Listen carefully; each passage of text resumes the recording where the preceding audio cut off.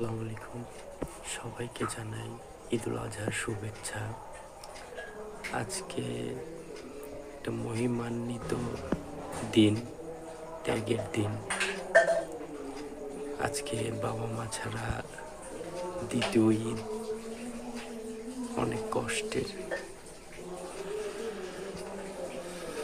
নামাজ পড়ে যখন বাসায় ঢুকলাম, মনে হচ্ছিল মা দাঁড়িয়ে আছে,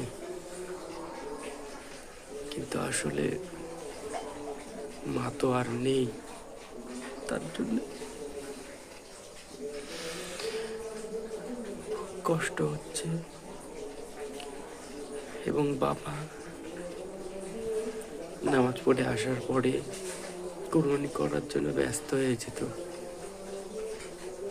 যত তাড়াতাড়ি করতে পারবো তত তাড়াতাড়ি ভালো। আজকে বাবাও নেই। আল্লাহ তাআলা, আপনি আমার বাবা মাকে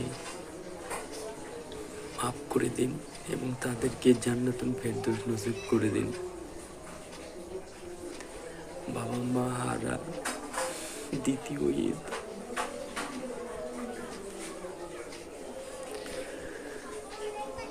অনেক মনে পড়ে, অনেক কষ্ট।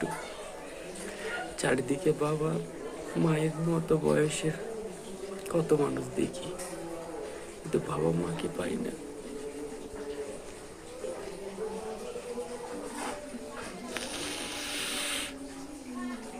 সবাই ভালো থাকবেন এবং ঈদটাকে সবাই উপভোগ করুন।